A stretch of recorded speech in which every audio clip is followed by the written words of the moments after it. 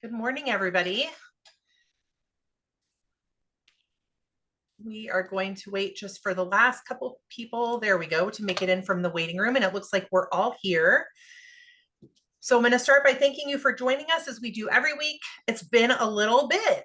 Happy New Year. I hope you all enjoyed a little bit of time off over the holiday break and got to spend time with people that love you well and that you love and are raring to go and back to get into it here with the new year. So I'm going to start like I always do with our Zoom housekeeping tips, starting with a reminder that if you could keep yourself muted during the Zoom, that would be great, just to minimize background noise. If you want to unmute yourself to ask a question during the Q&A, you're welcome to do that, but otherwise please stay on mute. The best way to submit questions during the Q&A is to put them into the chat, and your chat button thing on your Zoom toolbar might be flashing because I just put a message into the chat. So that'll show you where that is. The Zoom toolbar is also where you'll find your start and stop audio button, as well as your start and stop video button. You're welcome to stay on camera today if you would like to, but if you need to work or need privacy, obviously you're welcome to keep your camera off as well. And as I said in the message that I just put into the chat, if we don't get to your questions today, please email them to info@condolaw.net before 4 p.m. next Monday so that we have a day to research our questions or answers to your questions and can prep them in time for next week's Q&A. Also, if you happen to submit a question and then you miss a Q&A, we do post all of them on our YouTube channel. The link for that is also in the chat. And as a reminder, we don't usually, I probably could stop giving this reminder now, but just behave in the chat. Don't argue with each other or give legal advice in there. And speaking of legal advice, this is not that. So I just had somebody come up to me, not in the context of a client situation, but in related to some of the industry work that we do. And they were like, somebody sent me one of your Q&A videos and said, XYZ because of something that you had said during the Q&A video.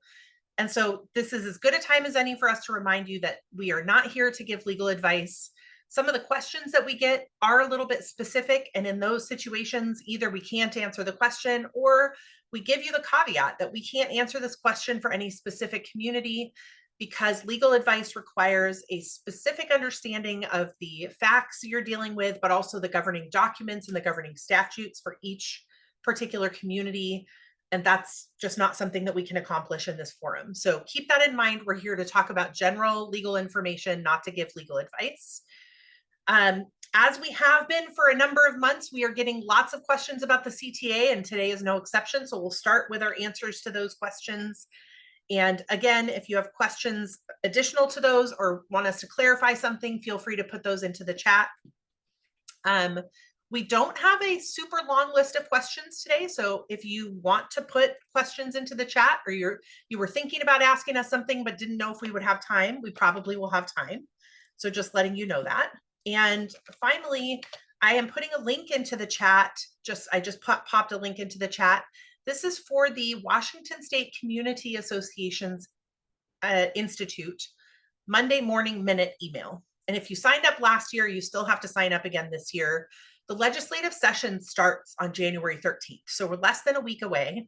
And our Legislative Action Committee is hard at work and has been throughout the off season, negotiating what we're calling a trailer bill to the Wakaiowa statute.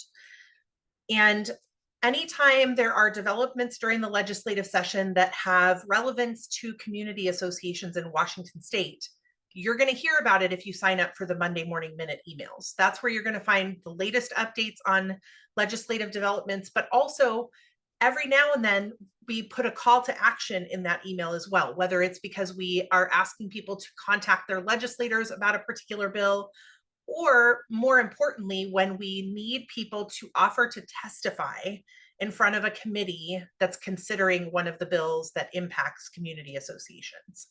And our Legislative Action Committee, all of the members are incredibly proactive, and we're more than happy to testify in Olympia.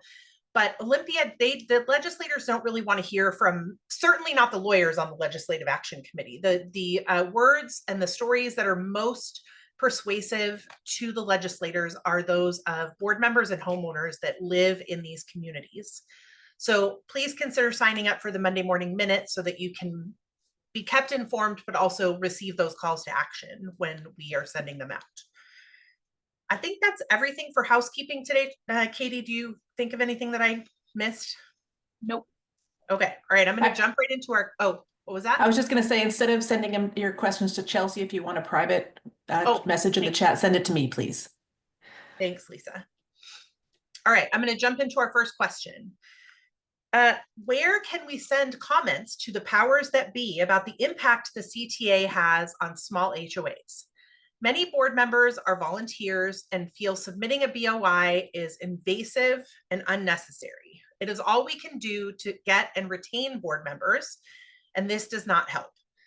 So the answer to this question is that you contact your legislators. You send these comments to your United States representatives or senators. So this is a federal issue. The CTA is the Corporate Transparency Act. It's a federal statute. So don't contact your state legislators because they have no power here.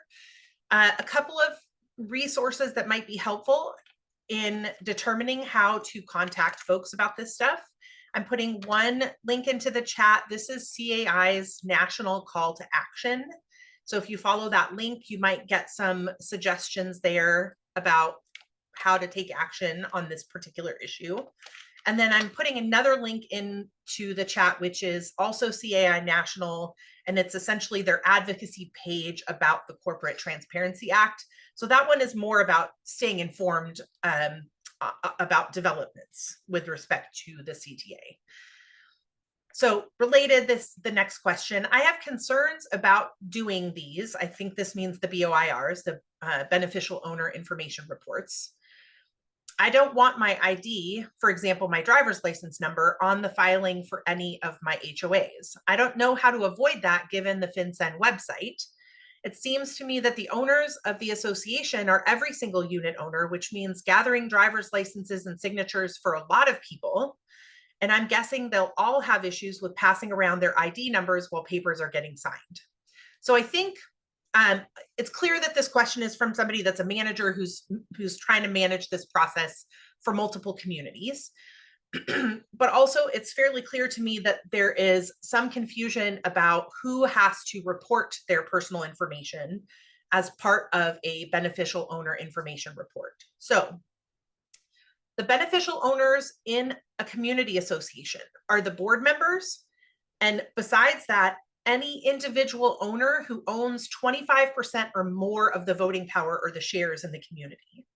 So you are not reporting for every owner within the community, unless it's, I don't know, a 3-member community and they're all on the board, right? So some of our very, very, very small associations out there that have 2 units, 3 units, 4 units, it's possible that every single owner is considered a beneficial owner. But for the vast majority of associations, even smaller ones that only have maybe like 8 owners, for example, the board members are primarily the only beneficial owners unless you have another owner who owns a larger share, 25% or more of the corporation. The second thing that I want to say is you as a manager or whoever, even if you're an individual board member who decides to be the one to shepherd the BOIR process, you don't have to gather copies of people's driver's licenses or passports and social security numbers in order to file the BOIR.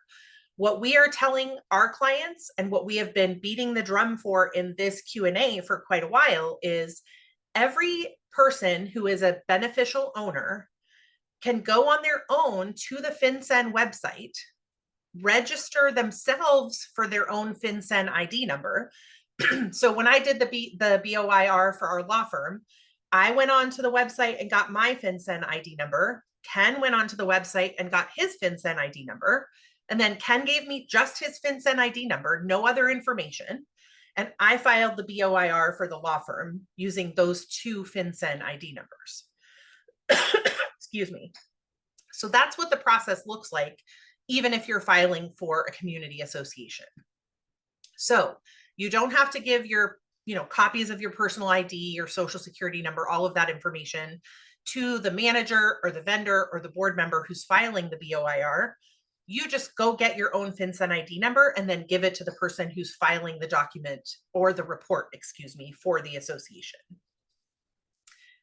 Beyond that, again, this question I think displays a similar frustration to the first question about why this law was passed and how annoying it is for community associations. It is annoying, and I do think that this is a really good example of kind of the law of unintended consequences, because the reporting requirements of the CTA were created to address a problem that just does not exist in the vast majority of community associations. So certainly there is a lot of litigation ongoing right now in several different circuits federally. And I don't know if any of you guys were kind of following some of the drama that was happening over the holiday break, because we went into the holiday break with an injunction in place saying that it didn't say the CTA was, unconstitutional, but just essentially that the penalties for failing to comply were not enforceable. And then the Fifth Circuit reversed that, or stayed that injunction. That was, I think, a 3-judge section of the Fifth Circuit. And then a full panel of the Sixth Circuit, like 2 days later, I don't know, it wasn't maybe 2 days later, but very quickly thereafter, said, no, this injunction is going back into place. So, we have a memo that we drafted for our clients that we send out to people as an initial, like, here's the situation, here's how you comply. It's really not a big deal. That we had to redraft that memo like 3 different times over the holiday break. So this illustrates the volatility of the situation, how quickly things can change. And I'll remind everybody that right now that injunction is in place. So right now there is no penalty for failing to comply with the reporting requirements of the CTA. However, I am still telling my clients that the low risk thing to do is file the BOIR. And I do want to just sort of take the level of anxiety around this down a notch anytime I can, because it is annoying, because it's just one more thing that you have to do. And I understand that that's annoying, but it's not difficult. If you have access to a computer and are, reasonably good at anything to do with computers, if you don't think that filing the annual report for the Secretary of State is that big of a deal, then this is not going to be that big of a deal for you either. Katie, did you want to jump in? Yeah, I have, I think, 2 things to add. One, the FinCEN, or I can't remember who the department who is collecting all of this, they have a really good step-by-step form of how to fill it out. So if you are filling it out by yourself, or even just how to get your FinCEN number, it's pretty laid out. And I know that there are concerns about, yes, providing your license or other information to a manager, and that makes sense. But we've also heard some pushback of providing the information to the government. And so I just want to reiterate, the government already has all of this information. You're basically just compiling it. And if you have TSA PreCheck or like Social Security benefits or like global entry, it's even easier to get a FinCEN number because it's really just the same thing. I think especially with the Social Security and TSA PreCheck. So yes, same login. Yeah. And it really is been blown up to be like this big cumbersome process. And it's really not. I think sometimes we get more questions about it, and I understand the concern, but also you could just do it and you would take the same amount of time as some of these other things. So it may be that you didn't have to do it, but it may also be that you did need to do it and you now avoided a penalty. So again, it's just easier to comply and move on, I guess. Yeah, and further to that reassurance, in order for me to get my individual FinCEN number, it took me like 5 minutes, because I have that login.gov or whatever, login already established. And it really did. It was a matter of, I think I scanned a copy of my passport, because that was the ID that I had closest to me at the time, uploaded it, put in my address, phone number, that kind of stuff. And it immediately generated a FinCEN ID number. Took Ken a little bit longer because he had lost his password. So he had to reset the password to that online access. But again, once he got that, it took me maybe 10 minutes, 15 at the most, to do the actual BOIR for the law firm. Once you're done, it generates a PDF showing that report has been filed. A couple of other things to keep in mind. You do have an obligation to update the BOIR when there is a change in your beneficial owner information. So this for associations will happen most often when you have turnover on your board of directors.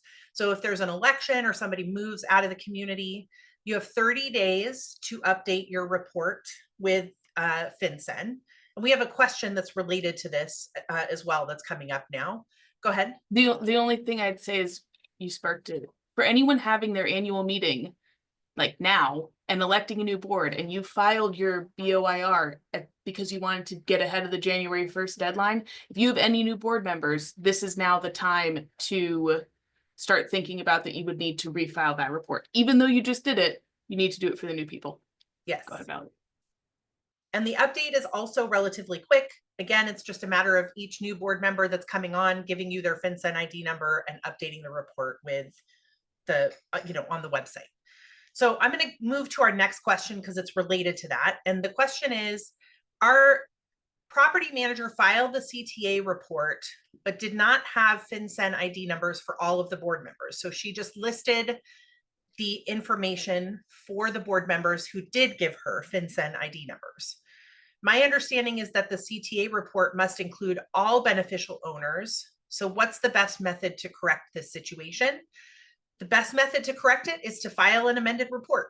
So if you have 5 board members and your manager filed the CTA, the BOIR, with only 3 FinCEN ID numbers, and the other 2 board members now have FinCEN ID numbers, then you just file an amended report, add those 2 board members as beneficial owners, and that's it.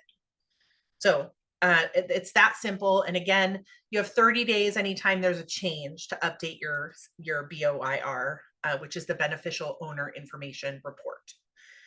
And our last question on the CTA for today is, regarding the Corporate Transparency Act, do all board members need to apply for a FinCEN ID number? And I think we probably are beating a dead horse at this point, but yes, all board members should obtain their own FinCEN ID number. It makes reporting for the association easier. The alternative is, let's say you have 5 board members, 4 of them get a FinCEN ID number, but the 5th one refuses to, whatever the situation is. In order to report accurately, that board member who does not have a FinCEN ID number would need to give whoever is reporting for the association their name, their address, their social security number, and a copy of their ID, whether it's their driver's license or their passport maybe. And most people are less excited about giving a copy of their personal ID like that to their manager, a board member that's filing the BOIR, than they would be about just getting their own FinCEN ID number. And I will also just offer one other quick anecdote before we move on to another topic. We had a client that emailed us sometime in December saying they needed to come into our office because none of them had a computer, none of them had a smartphone. So they couldn't even figure out how to get FinCEN ID numbers, let alone how to file the BOIR. And within the course of a week, I had some emails back and forth with the client. We hadn't gotten to the point where we scheduled them to come in so that we could walk them through the process. One of our paralegals was just going to sit with them and help them do it. I don't know what they did, but they figured it out and they emailed us back and they were like, never mind, we don't need your help. We got it figured out. This is a board of a community of retired people. The board members are all in their 70s and early 80s. They're not particularly computer savvy folks. And they don't, they're mostly retired, so they don't go into offices where they're working on computers all the time. And I'm speculating completely, but it's likely that, maybe somebody's kid or somebody's neighbor or whatever, somebody managed to get in touch with someone else who was willing to sit with the board members long enough for them to all get their FinCEN ID numbers and get their report filed. So if they can do it, you can too. That's my final encouragement on this. And Katie, I don't know if you have anything to add before you move on to the next question. Nope. Let's move off of the CTA. And our next question is, can a special assessment meeting and or governing document amendment meeting be combined with the annual meeting or budget meeting? Short answer is yes, as long as you put in the meeting notice that you will be also doing an amendment ratification or vote and special assessment ratification, and the packet that you send out has all the necessary information, like the budget breakdown and all that. You can basically do whatever you want at any of these meetings as long as you're telling owners what is happening. So you also need to have on the agenda that you will be having a ratification vote or an amendment vote. Notices for the special assessment ratification have the same requirements as the regular budget ratification. So you need to provide how much each owner will have to pay, when it's due, all of that. It's a checklist in the statute. If the regular budget or the special assessment budget is not rejected by a majority of the owners, it is ratified. So they are ratified if you don't have a quorum. This means if you have your budget ratification meeting at the annual meeting or your special assessment ratification at the annual meeting, but you don't have a quorum for your annual meeting, the budgets are still ratified. You just can't do anything else at the annual meeting. So you couldn't have an election, you couldn't do an amendment vote. Because for the amendment vote, you do need a quorum, and you also need to send out the language of the amendment in advance of the meeting. So with the notice and the full language. And because you don't need a quorum for the budget ratification or special assessment ratification, but you do for the annual meeting or any other vote, we do see associations conduct the meetings technically separately, but at the same time and place.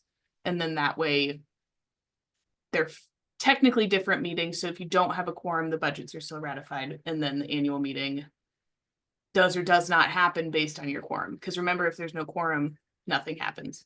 So all of that was a long way of saying, yes, you can have all of these meetings at the same time. Just make sure you have all of it, the information in the notice. Valerie, anything to add?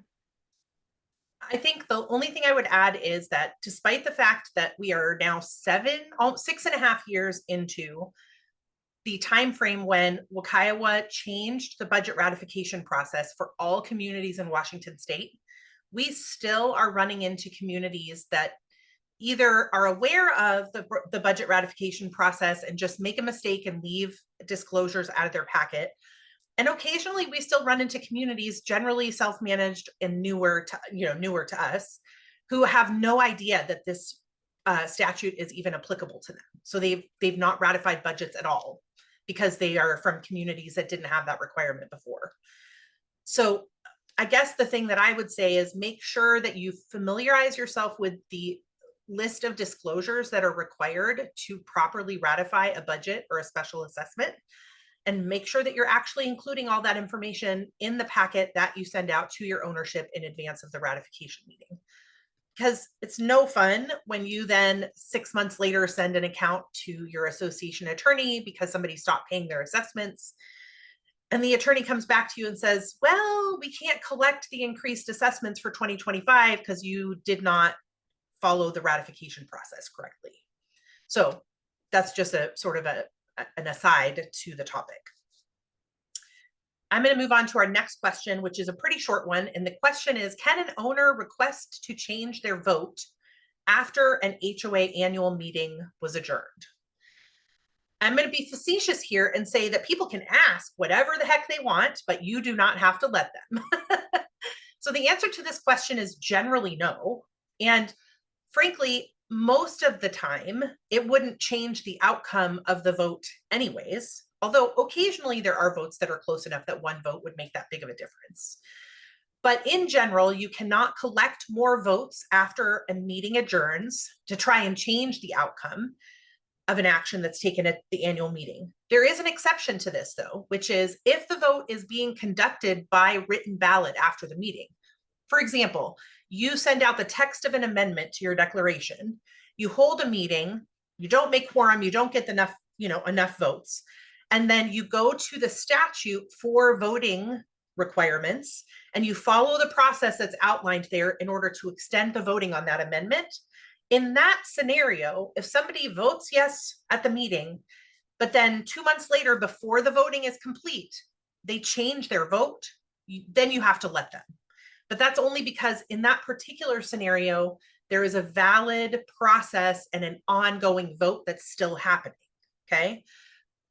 In sort of the more typical example of the types of votes that happen at annual meetings, let's say there's an election, a board election, and somebody votes for they vote for a board member, and then, the next day they're like, never mind, I didn't want to vote for that board member. I rescind my vote. That isn't a thing. They don't get to rescind their vote after the voting has been closed and the meeting adjourned. Katie, did you want to add anything to that? Nope. So I will jump into the next one, which is we have a resident that wants us to post monthly financials and bills on our property manager's portal. I've let them know that they can view any records by request at our property manager's main office.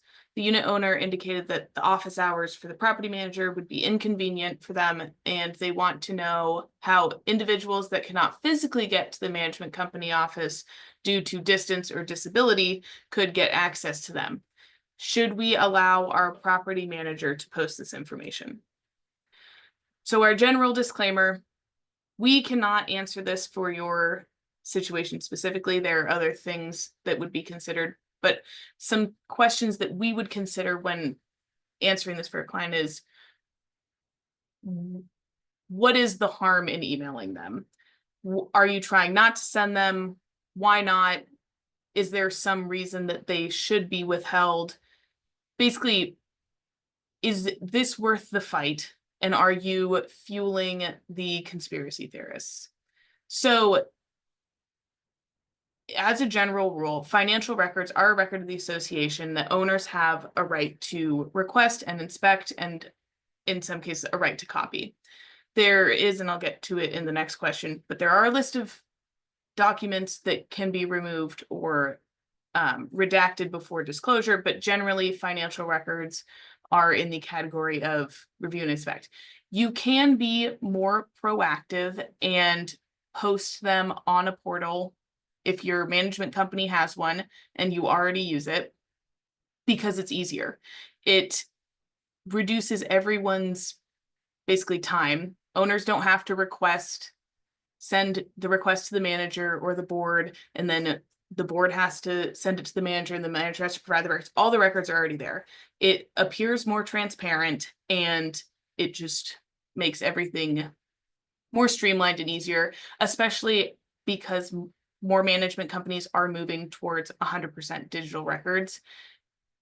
It's just easier just to put them all up anyway. Now the question of whether or not they can go and you put them up there is different than emailing them when they're requested, when the statute provides a right to go to the office. So if you wanted, you could require every owner to go to the management company's office to review the records. For Ukiah communities, there may be an exception if the owner requests copies of the records. RCW 6490 495 subsection 6 does say a right to copy records under the record statute does include the right to receive records by photocopying or other means, including an electronic transmission upon request of the owner. The other statutes currently do not have this same provision, but it would be reasonable if someone's asking for a record to just provide them by email or put them on the portal if you want. We don't know the legislative intent of the new record statute in Ukiah, but it's probably to make things more transparent and have things over email. Again, management company records are already digital, so the administrative burden is a lot less to email. I'm trying to think of, in terms of another part of the question asked about distance and disability. If someone can't get to the office because of a disability, it's probably reasonable to provide the records electronically as a reasonable accommodation if the records exist electronically. So whenever someone says, I can't get there because of a disability, it's kind of not a red flag, but like there should be a little light that's like, okay, it's not just a blanket no. In terms of the distance argument, that doesn't fall under the category of you must accommodate. But again, it's reasonable to just provide the records electronically unless there's a big reason not to. Valerie, do you have anything to add? Yeah, a couple of things to add. I agree with Katie's comments, and in particular, sort of the questions that we would ask a client that came to us with this question. Like, why are you asking? Are you trying not to provide the records And if so, what is the reason for that? Because there have been scenarios where an owner is asking for records with an improper purpose to harass the board or the management company, etc. So I guess I wanted to say that part out loud because we're not always assuming. In fact, our default is generally to assume that our boards are trying to act reasonably. So I want you to know that we're not always assuming that you're just trying to keep the records from the owner, unlike many owners who are assuming that that's what you're trying to do, right? And I think that goes to Katie's comment about don't add fuel to the fire for those owners who are out there thinking that the board is somehow, spending money improperly, or I don't know whether they think y'all are taking trips to Hawaii with their dues money or what, but transparency with your owners, with reasonable owners, tends to dispel those types of conspiracies.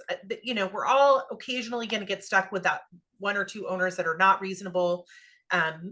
That does not mean you shouldn't continue to act reasonably anyways. Couple of other things, the record statutes do not require you to compile records in response to an owner request. So if an owner says to you, I would like a copy of the last year's worth of the association's financials, it is very likely that you already have that in digital format, and that responding to the email and attaching the records would probably be a relatively straightforward thing. If an owner sends you a request that says, I want to see every association record for the last 5 years, your obligation is not to compile those records, redact privileged information, scan them all, and email them to the owner. Your obligation is to allow them an opportunity to review those records in the manner in which they are already being kept. And so the magnitude of the record request matters. And the purpose for which the records request is being submitted matters. The last thing I will offer is that the record statutes do also now allow an association to recover from the requesting owner the reasonable cost that the association incurs in connection with a request to review records. And one thing that we try to do, in particular when we get those very, very broad, like I want to see everything for 10 years kind of requests, is we'll tell our clients, like, you need to respond and maybe give the owner an idea of what the cost might be to respond to this records request, and ask them if they still want to proceed with the broad request or if they want to narrow it down a little bit to reduce the cost. So those are just some general comments about records requests to keep in mind. Our next question is still in the records category. Our HOA is subject to RCW 6438. RCW 6438-045 says an association must retain the following, and then it lists all the records you have to retain, and I'm not going to read the whole thing. The question, if requested by an association member, is the HOA required to provide the member with access to all the records named in RCW 6438-045 subsection 4, and if it's not required, which ones can the association decline to make available to the members? So the short answer is yes. If an owner asks for any of the records listed in this case 045 subsection 4, the association must provide access to those records, unless there is a specific reason that would warrant withholding those records that is specifically provided in subsection 6 of that statute. So before I get into subsection 6, the association can only provide records that it actually has and that it's required to retain. So subsection 4 says what the association is required to retain, and also for how long. So for example, you have to retain all board meeting minutes forever, but you only have to retain the financials for the past 7 years. So if an owner comes and asks for financial records from 10 years ago and you don't have them, well, obviously you can't provide them, but also you're not required to retain them. So if someone comes and asks for all records of the association, not only, as Valerie mentioned just before, that you can charge for that, but you can also tell the owner that you don't have them and move on, basically. So if you do have them and you are required to retain them, there may be a reason that would prohibit disclosure or require redaction. And in the statute, it does say anything in subsection 6 must be redacted or removed prior to disclosure. It's not a may or a permissive thing. You must remove it. And examples of documents that must be withheld or redacted include anything with legal advice, any contracts that are currently being negotiated, records of executive session, personnel files or medical information, individual lot owner files other than those of the requesting owner, and etc. There's a whole list. So those are things that you can withhold. If someone's asking for financial records from 2020 and there is no checklist of why you should not provide it, you must provide it if it's requested. We would like to note that there are minor differences between Ukiah and the HOA Act and the new act. And so just keep that in mind as you move forward regarding what or must not be disclosed until 2028. Valerie, do you have anything to add? I do. If you don't have a records retention policy as a community, you should consider having your association attorney draft you one, because that gives your board a really clear roadmap of what must be kept and for how long. It also informs your owners of what is being kept and for how long. And in conjunction with that, you can also consider a communications policy that tells your owners how to interact with the board around things like, among other things, records requests. So that's something to keep in mind. But in particular, the records retention policy could be really useful and informative for a community that's trying to figure out what the heck do I have to keep and for how long and who gets to see what. So we'll jump on to our next question, which is a relatively short one. What criteria did the Washington State Supreme Court in the decision entitled Riss v. Angel state that the ACC and or HOA board must abide by when acting to approve or deny a member's request? So here's the short answer. The court said that when making decisions on architectural requests from homeowners, boards must make decisions based on objective information with adequate inquiry, and the board must act reasonably. The board can rely upon the advice of qualified professionals when making decisions. And I think it's worth noting that Riss v. Angel set the nationwide standard for the duty of care for boards in making these types of decisions. And for additional background for anyone who isn't aware of this case, it involved a dispute between or within a subdivision of homeowners, and one owner submitted an architectural request to build a certain structure on their lot, and the board ultimately rejected their request, their ACC request. And the court found that the association's decision was based on inaccurate information, was made without adequate comparison to other homes in the neighborhood, and was therefore arbitrary and unreasonable. And the court also clarified that liability for damages should be limited to members who participated in or ratified the decision. So what was interesting about this case was that it wasn't just an owner that sued the association, but I think that the impacted owner sued all of the members of the community, because there was both a board vote and then later an association-wide vote in the denial of this ACC request.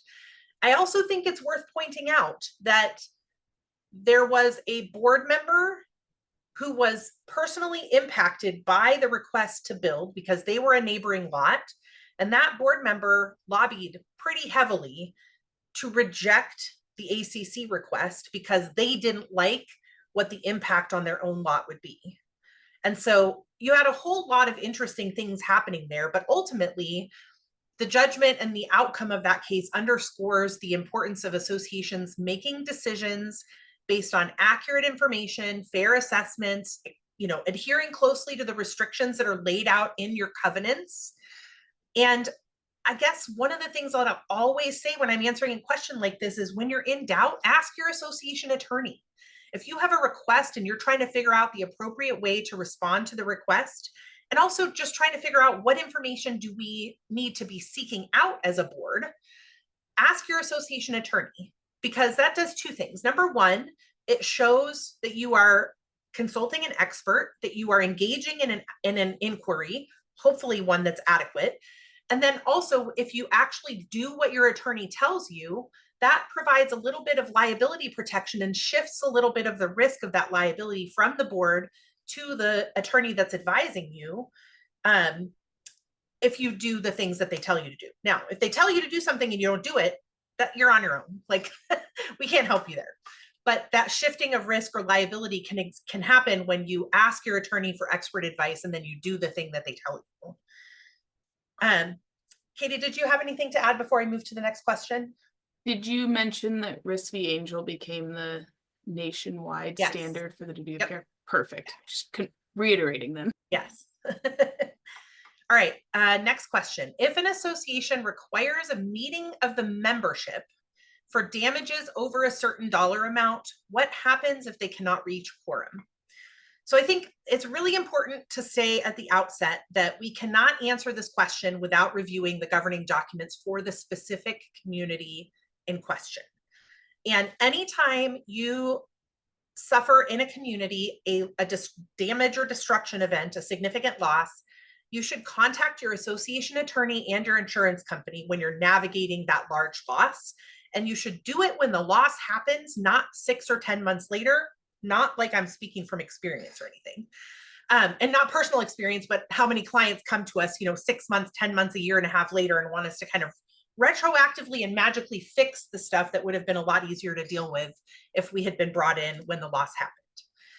So I suspect that this question is referring to what we see entitled in declarations as the damage and destruction provisions.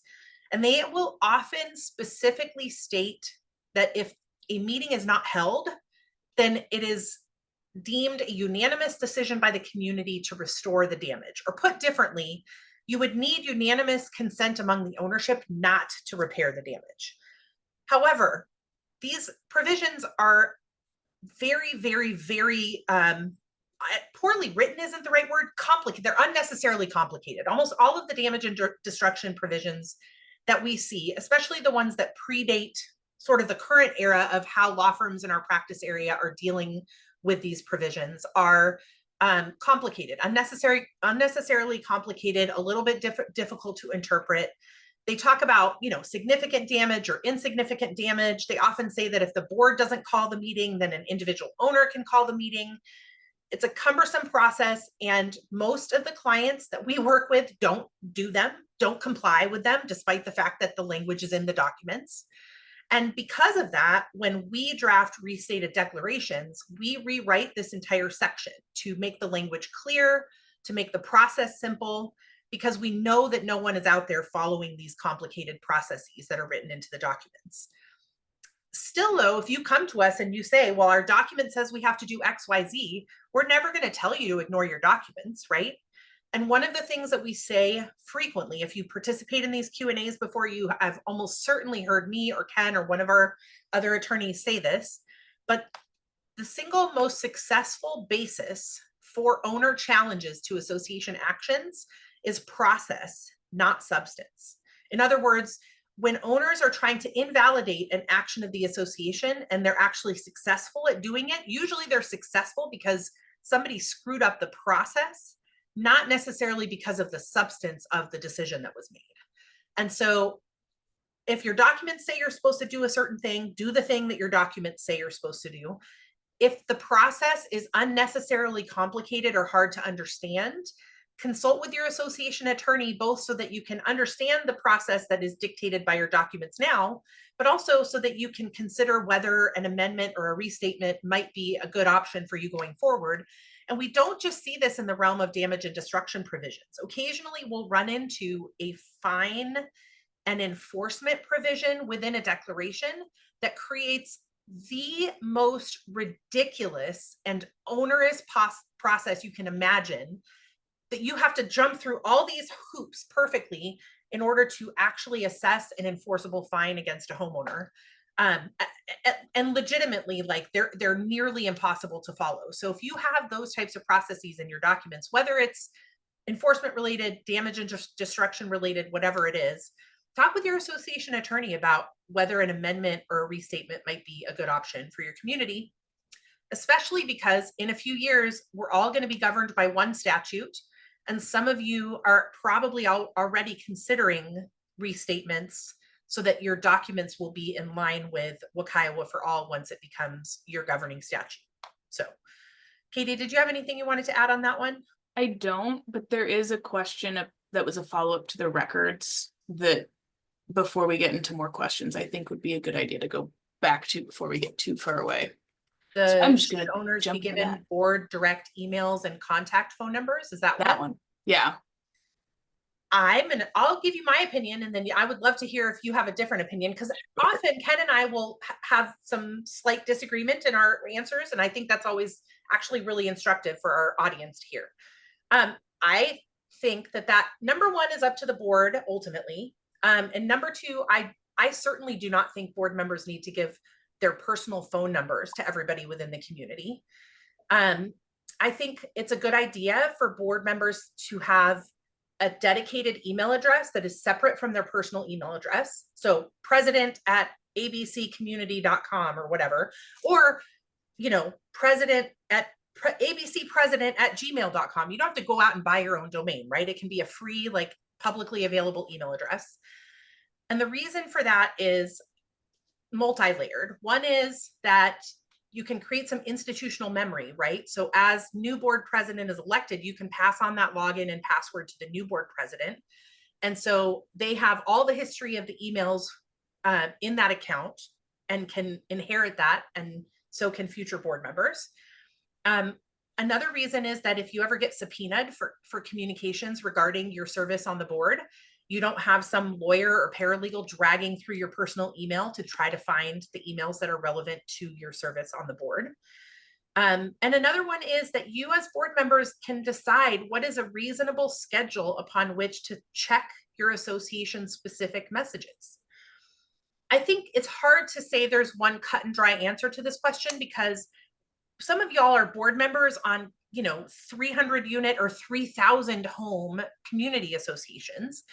And you have professional managers, you might have an on-site manager, et cetera. And some of you guys are board members on, 8-unit communities with no professional management company. So what's reasonable in terms of an approach to communications really does vary from association to association.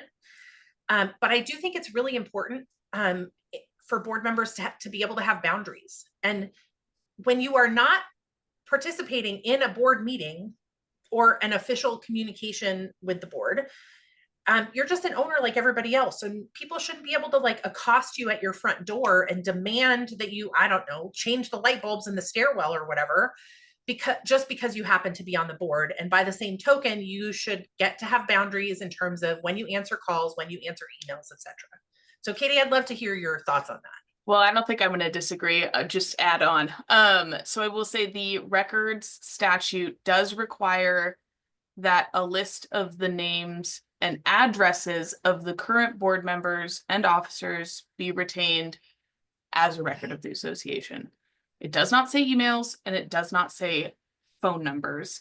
And this means house address. I don't think there's any ambiguity that it could mean email address.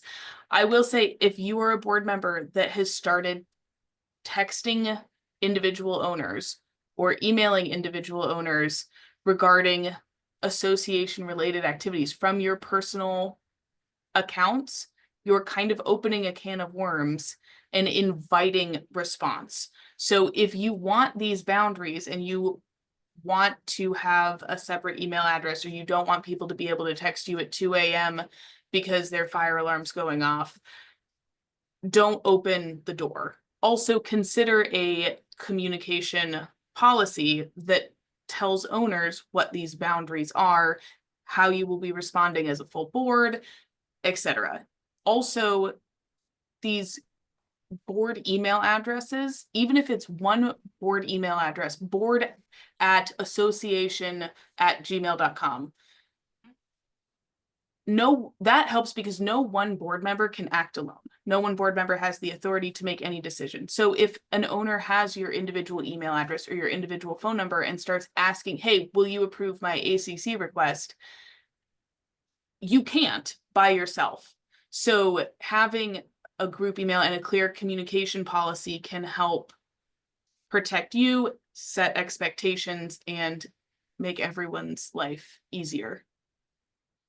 There's a follow-up question that I'm going to lob over to you, which is regarding board member access and boundaries. We are attempting to direct all owner inquiries to our association manager. Is that unreasonable? No, it's very reasonable.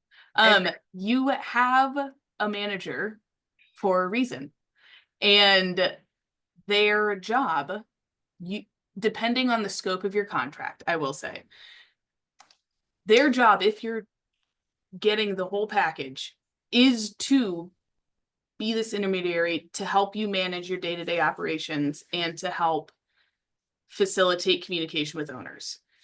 So it's very reasonable to use them, especially if you're paying for that service.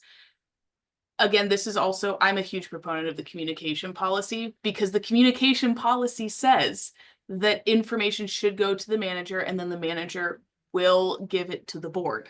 So no, I like this question. Yeah, I agree with that. And I think the distinction that I'll make is that I don't think that having owners communicate with the manager and having the board be completely unaware of those communications is the goal, right? The goal is just streamlining the process. And so if you have owners that are submitting, maintenance requests or whatever through the manager, your manager is most likely keeping a log of those, maybe including it in their monthly manager's report, whatever that looks like.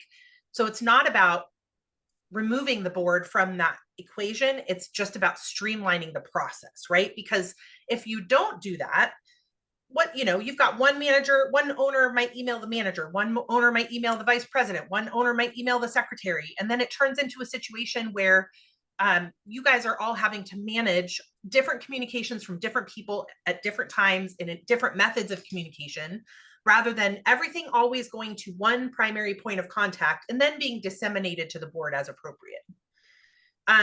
A question in the chat about good examples of communication policies. You can Google these.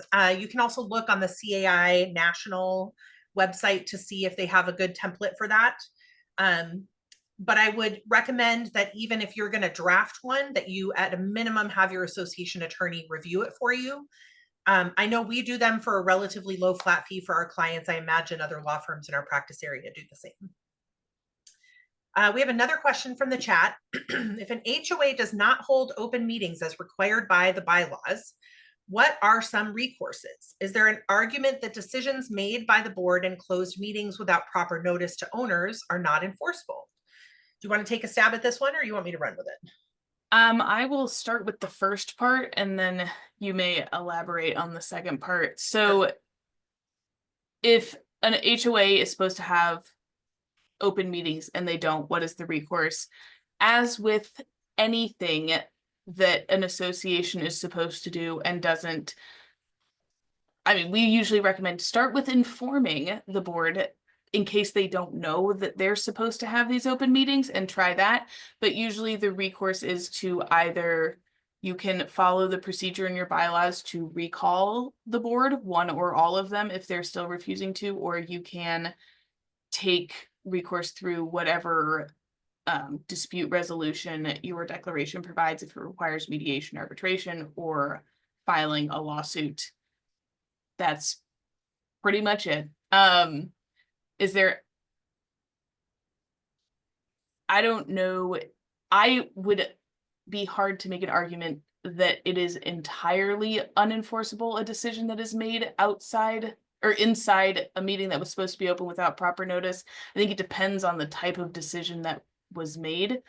So that, Valerie, I don't know if you have a different opinion on that. No, and I think it depends on a lot of things. How long ago was the decision made? What is the decision pertaining to? Were board meeting minutes disseminated to the ownership after the meeting, notifying you all of that decision? And in fact, the Wakiowa statute, I think, has a provision in it which allows it limits the amount of time after notice to the ownership of a board decision during which owners can challenge that board decision. And so by the same token, I think, the legislature is making it clear in imposing that new section of Kiowa that there is a time period beyond which owners should have a harder time challenging association actions. I think the point Katie was trying to make in terms of the answer to the first part of the question is we always suggest starting with communication, voluntary requests for compliance, and then only escalating when that isn't working. And I will say there are steps short of filing a lawsuit. One thing you could do if your board is just not responsive and you've not been successful at recalling them, you can consult with an association attorney that works with individual homeowners, and maybe they will look at your governing documents and tell you that there isn't an open requirement, even though you thought there was. Or maybe they'll agree with you that there is an open meeting requirement, and they can send essentially a letter to the board saying, hey, you guys are violating the statute. And maybe an attorney letter would be more persuasive to the board than a homeowner asking. So it doesn't always have to go from, asking to a lawsuit. There are often many, many steps in between. And most boards, once they are informed of the law, in our experience, the vast majority of boards, once they're informed of the law, do their best to comply with it. So my hope would be that would be the same within your community. Also, you can run to be on the board. If you think your board is doing things the wrong way, run to be on the board. Volunteer your time, campaign within the community on what you would do differently, and get elected to the board so you can, what does that quote, be the change that you want to see in the world. We have another question from the chat. RCW 6434 is difficult to decipher regarding proxy representation and voting. Can a board member who will be unable to attend a meeting in person or remotely assign a proxy to attend and vote in that board member's absence? And how formal would that proxy assignment need to be? No. Assuming you're talking about a board member assigning their vote on the board, right? At a board meeting. Board members cannot attend board meetings by proxy or vote. They can't give a proxy for their service on the board, their attendance at a board meeting, their vote at a board meeting. A board member is just like an owner, just like any other owner. If there's an association meeting and they can't attend and they want to give someone a proxy for their vote on the election or an amendment, that's different. But when it comes to your service on the board, that you cannot vote at a board meeting by proxy. That's not a vote that can be assigned by proxy. And if it helps you understand why, board members have a duty of care to the association. They cannot meet that duty by assigning their vote to someone else. And only those who are elected board members get to vote on the board. You just can't assign that by proxy to someone else because the person you choose as your proxy was not elected to the board. I'd add that now that in this day and age of technology and ability to conduct board meetings over Zoom or the phone, it should be a lot easier to, you don't all need to meet in person. So Yep. If someone can't make it, have a call-in option or something like that. Also for non-Ukiah communities, until January 1st, 2028, you can still conduct a vote basically with unanimous consent over email. So it gets a little complicated, but there are ways around getting a proxy, which you can't get for a board meeting. Also, not every board meeting requires every board member to attend. As long as there's a quorum at the board meeting, the board can still do business without that person who's unable to attend. So I think, but the statutes are clear that you cannot assign your board vote to a proxy. So even if that means there is no quorum and the board can't do business at that decision, or excuse me, at that meeting, you can't do it. It's just not allowed by the statutes. I do know that we have a couple of more questions in the chat, but it's 10:59. So I think we're going to have to wrap up for the morning. So please, if you have a question that we didn't get to, send it to info@condolaw.net and we will add it to our list for next week. Thank you all for being here and we'll see you next week. Bye, everybody.